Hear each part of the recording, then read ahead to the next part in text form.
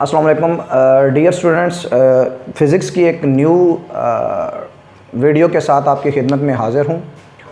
Students, हमने chapter number 2 जो कि काइनेमेटिक्स के मुतालिक था वो हमने कंप्लीट किया था और आज हम मैकेनिक्स की जो सेकंड ब्रांच कह लें आप कि मैकेनिक्स को, क्योंकि हमने ब्रेकअप किया था काइनेमेटिक्स के अंदर और हमने डायनामिक्स के अंदर ब्रेक किया था, तो काइनेमेटिक्स हम कंप्लीट कर चुके हैं जिसमें हमने all the motion of the bodies को स्टडी किया था।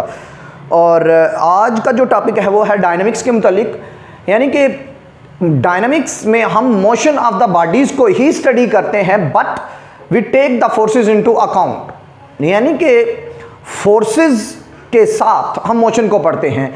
यानी कि अगर हम मोशन की बात करें तो मोशन का जो सबसे बड़ा कॉज है, क्योंकि डेफिनेशन में भी यही है, we study the causes of the motion, तो सबसे बड़ा जो कॉज है, the greatest cause of the motion is called as force. So what is a force?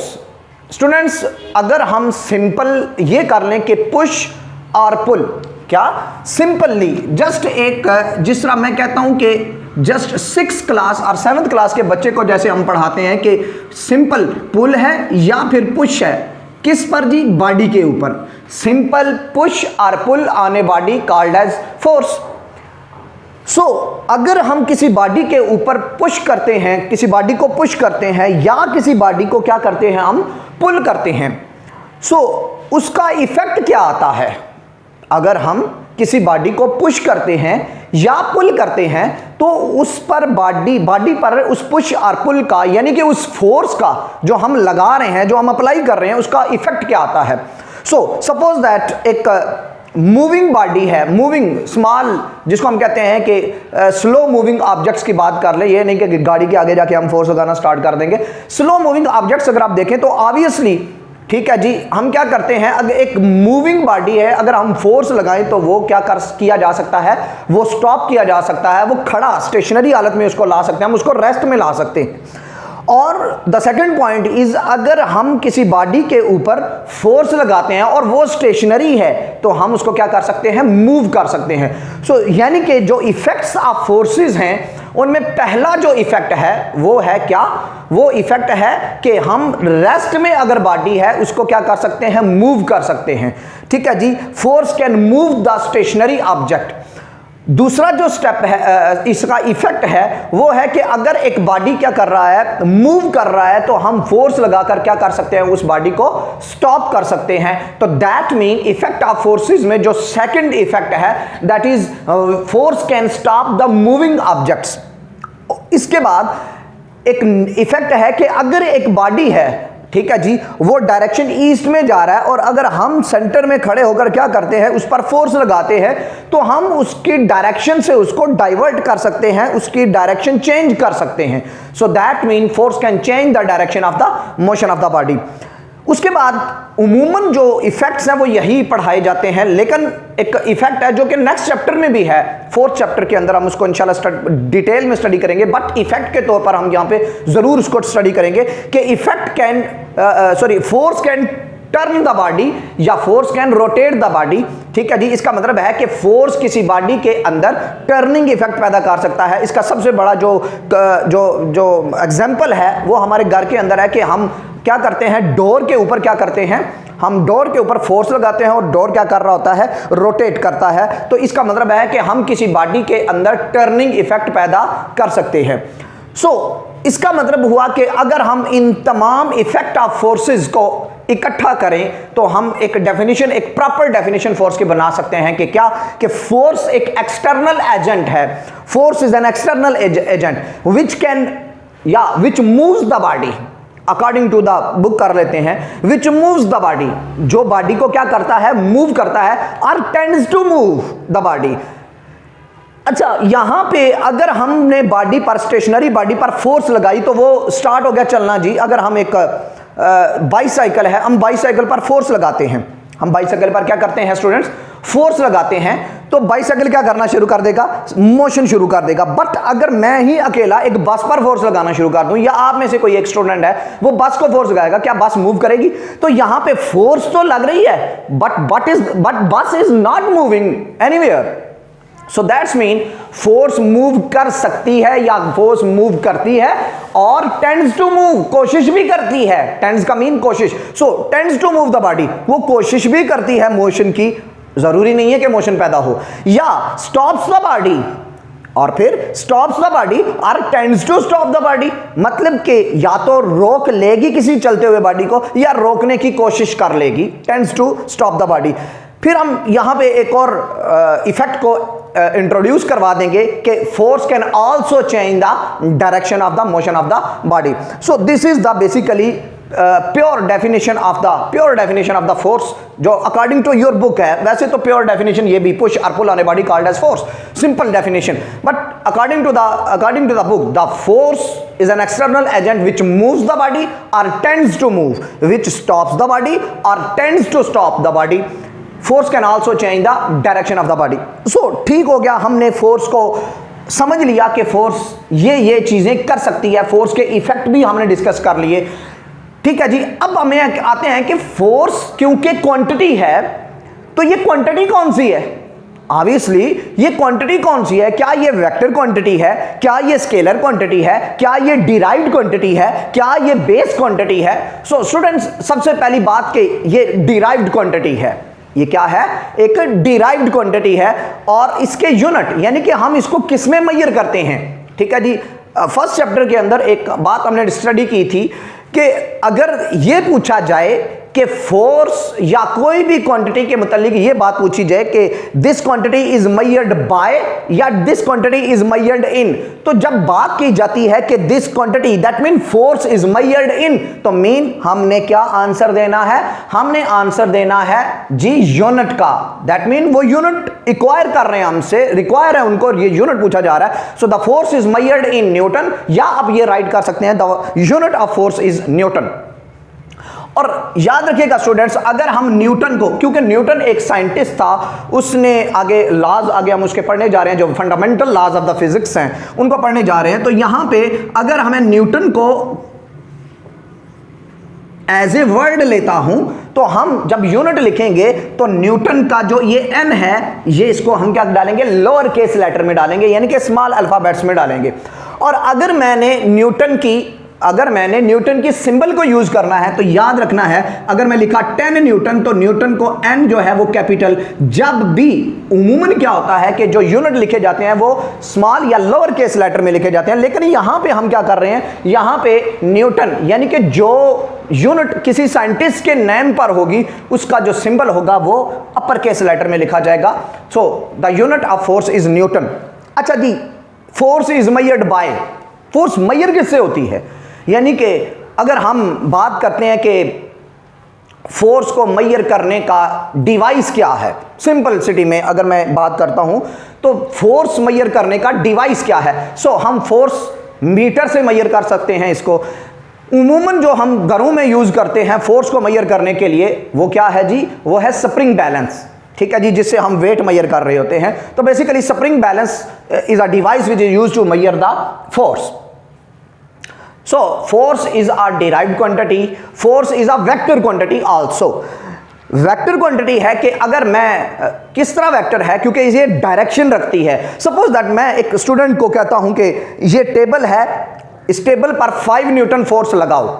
अब स्टूडेंट क्या करता है? इस पर 5 न्यूटन ऑलमोस्ट राउंड अबाउट, मैं ये नहीं करता कि किसी डिवाइस से मेजर करके लगाएगा, ऑब्वियसली 5 to 10 न्यूटन फोर्स लगाएगा, तो वो इस टेबल को 5 to 10 न्यूटन फोर्स लगा के बाहर ले जाता है, आउट ऑफ द रूम ले जाता है। तो मैं ये कहता हूं आपने इसको मेरे पास लाना था। अब स्टूडेंट कहता है सर आपने मुझे ये हुक्म ही नहीं दिया कि मैं इसको आपके पास लाऊं, आपने मुझे डायरेक्शन नहीं बताई, बट आपने मुझे सिर्फ ये बोला था कि इस पर 5 न्यूटन फोर्स, तो मैंने 5 न्यूटन फोर्स लगाई और इसको आउट ऑफ द रूम ले गया। सो हालांकि मैं ये चाहता था कि ये इस डायरेक्शन में आए। तो दैट मीन ये जो फोर्स है is not completely described by only magnitude 5 Newton force, that mean magnitude and unit. इसका मतलब है कि फोर्स को अगर हमने डिफाइन करना है, फोर्स को हमने डिस्क्राइब करना है, फोर्स को हमें किसी भी पर्सन को फोर्स के मुतालिक कोई इंफॉर्मेशन देनी है, तो first we will have to tell the magnitude, unit and also direction. So that's why force is a vector quantity. तो उमूमन इसकी डायरेक्शन होती किधर है? along the direction of the application of the force या along the line of action।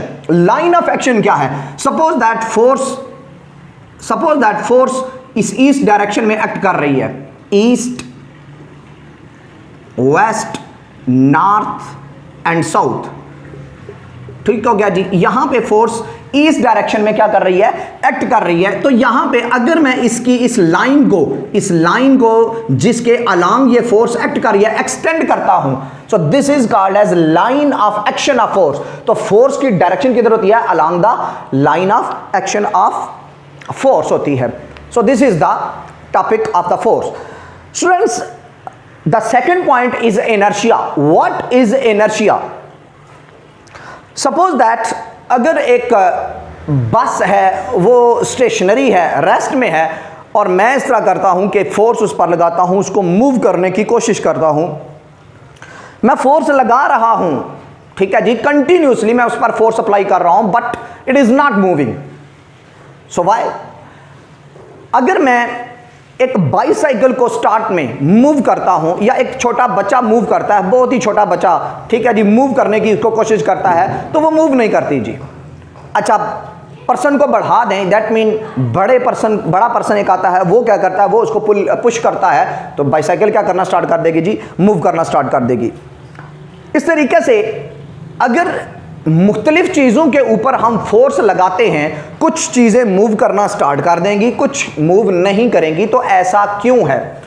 Students याद रखिएगा, हर body की ये इंटरनल प्रॉपर्टी है, उसकी इंटरनल प्रॉपर्टी है कि जब हम उसकी इस रेस्ट की स्टेट को, हमारे पास स्टेट 2 है, या स्टेट ऑफ रेस्ट है या स्टेट ऑफ मोशन है, ठीक है जी, बॉडी या तो रेस्ट में होगा या फिर मोशन में होगा। सो अगर कोई बॉडी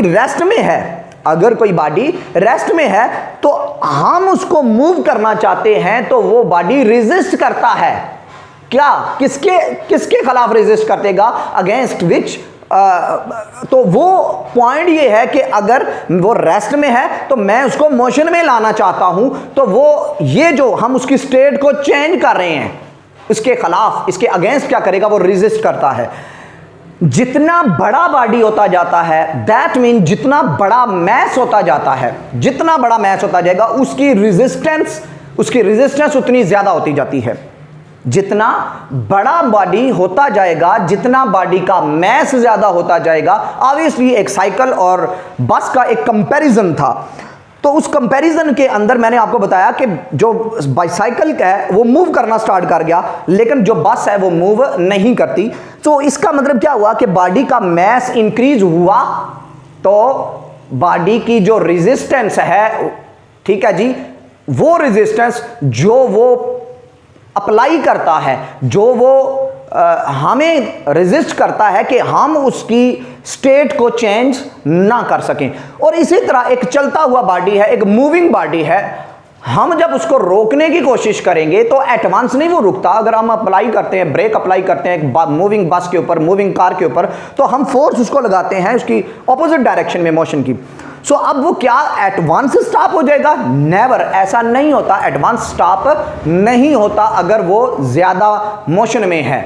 अगर उसकी मोशन ज्यादा है, फास्ट है, तो वो फौरन कभी भी स्टॉप नहीं होता। वो क्या करता है? वो आहिस्ता आहिस्ता, स्लोली हम उसकी स्पीड को क्या करते हैं? कम करते हैं, और उसके बाद ब्रेक फोर्स ज़्यादा लगा के उसको क्या कर देते हैं? खड़ा कर देते हैं। तो हम जब फोर्स उस पर अप्लाई करते हैं तो वो क्या करता है? वो रेजिस्ट करता है, वो रेजिस्ट करता है कि उसकी मोशन को रोका ना जाए। सो ये जो रेजिस्टेंस है, जो हर बॉडी, एवरी बॉडी क्या कर रहा है? एवरी बॉडी प्रोड्यूस करता है, एवरी बॉडी देता है हमें कि उसकी रेस्ट को चेंज ना किया जाए, उसकी पोजीशन को, उसकी स्टेट को चेंज ना किया जाए। अगर वो रेस्ट में है तो वो रेस्ट में ही रहना चाहता है, अगर वो मोशन में है तो वो मोशन में ही रहना चाहता है। तो दैट मीन इस प्रॉपर्टी को, जो इंटरनल रेजिस्टेंस की प्रॉपर्टी है, this property of the body is called as inertia. Students, inertia फिर क्या हुआ? Inertia is the basically internal property of the body, जिसकी वजह से due to which every body resist any change. कोई भी जो बॉडी है या हर बॉडी क्या करता है? रेजिस्ट करता है उस चेंज को जो हम उसकी स्टेट में लाना चाहते हैं। अगर वो रेस्ट में है तो अगर हम मोशन में लाना चाहते हैं फिर भी रेजिस्ट करेगा, वो मोशन में आना नहीं चाहता। और अगर वो मोशन में है तो वो रेस्ट में आना नहीं चाहता, तो हम उसकी इस स्टेट को चेंज करना चाहते हैं तो वो रेजिस्ट करेगा। So this internal resistance is called as inertia. So inertia basically is the internal property of the body due to which it resists any change in its state of rest or uniform motion. So students, inertia basically depend करता है, student क्या करता है? Inertia depend करता है किसी एक quantity के ऊपर। डिपेंडेंस क्या है स्टूडेंट्स? डिपेंडेंस से मुराद के अगर एक क्वांटिटी को हम चेंज करते हैं उसका इफेक्ट दूसरी क्वांटिटी के ऊपर आ जाए, चेंज करें उसका इफेक्ट दूसरी क्वांटिटी के ऊपर आ जाता है। सो दैट्स मीन एक ये वाली जो क्वांटिटी है जो जिसके ऊपर चेंज आ रहा है वो इस क्वांटिटी के ऊपर डिपेंड करती है। सपोज दैट ये वाली क्वांटिटी इसके चेंज होने से चेंज होती है, ठीक है जी। सो इसकी जो जनरल एग्जांपल में रोज़मर्रा ज़िंदगी के अंदर जो हमारी डेली लाइफ है, इसकी सबसे बड़ी एग्जांपल है हम जो छोटे बच्चे हैं, जब हम, ठीक है जी, हम इंडिपेंडेंट हैं लेकिन जो छोटे बच्चे होते हैं वो डिपेंडेंट होते हैं अपने माँ बाप के ऊपर, ठीक है जी। अब उसका लाइफस्टाइल देखें, अगर माँ बाप क्या है, ठीक है जी, वो रिच फैमिली है तो उसका लाइफस्टाइल देखें उस बच्चे का, और अगर माँ बाप जो है जो वो पुअर फैमिली से ताल्लुक़ रखते हैं तो उसका लाइफस्टाइल देखेगा, ठीक है जी। तो अगर वही जो पुअर माँ बाप हैं वो रिच हो जाते हैं तो अब उसका लाइफस्टाइल क्या हो जाएगा? वो भी क्या हो जाएगा? जैसे कि जो दूसरे रिच पेरेंट्स के जो बच्चे थे उन जैसा हो जाएगा। ऐसा क्यों है? ये डिपेंड कर रहा है उसके ऊपर। जैसे ही इसकी जो स्टेट थी, यानी कि उसकी जो हालत थी वो चेंज हुई, ठीक है जी, वो पुअर से रिच हुआ तो यहाँ पे उसका लाइफस्टाइल पुअर से रिच लाइफस्टाइल की तरफ चला गया। और अगर कोई रिच है वो दोबारा वापस क्या होता है? पुअर होता है। तो उसकी ये जनरल एग्जांपल थी, इसका ताल्लुक सिर्फ आपको ये समझाने से था कि डिपेंडेंस क्या है। सो इसका मतलब है कि अगर एक क्वांटिटी के चेंज होने से दूसरी क्वांटिटी चेंज हो जाती है तो हम क्या बोलते हैं कि ये जो चेंज होने वाली क्वांटिटी है ये दूसरी के ऊपर क्या करती है? पहली के ऊपर डिपेंड करती है। सो इसका मतलब ये हुआ। अब क्वांटिटीज चेंज कैसे होती हैं स्टूडेंट्स? क्वांटिटीज चेंज ऐसे होती हैं कि सपोज दैट एक क्वांटिटी को हम इंक्रीज करते हैं तो वो दूसरी भी क्या हो जाए? इंक्रीज हो जाए। अगर एक क्वांटिटी को डिक्रीज करते हैं तो दूसरी क्वांटिटी भी क्या हो जाए? डिक्रीज हो जाए। This type of relation, this type of dependence is called as direct relation और डायरेक्ट डिपेंडेंस, यानी कि एक चीज के इंक्रीज करने। तो यहां पे डिपेंड, मैंने बोला था बेसिकली आपको डिपेंडेंस बताना था कि मैं अगर ये बोलूं कि inertia depend upon the mass तो आपको ये पता चल जाए कि डिपेंडेंस का मीन क्या है। ये ना हो कि मैं ये बोलूं कि डिपेंडेंस क्या है तो कुछ देर बाद आप बोले कि ये डिपेंडेंस क्या होती है, परेशानी के आलम में ये डिपेंडेंस क्यों कहा गया। और या अगर इसको हम थोड़ा सा चेंज कर दें, what are the factors of the inertia, what are the factors of inertia, तो यहां पे फिर आप परेशान हो जाएंगे कि फैक्टर का मीन क्या है। स्टूडेंट्स, अगर ये पूछा जाता है कि what are the factors of inertia, अगर ये पूछा जाता है कि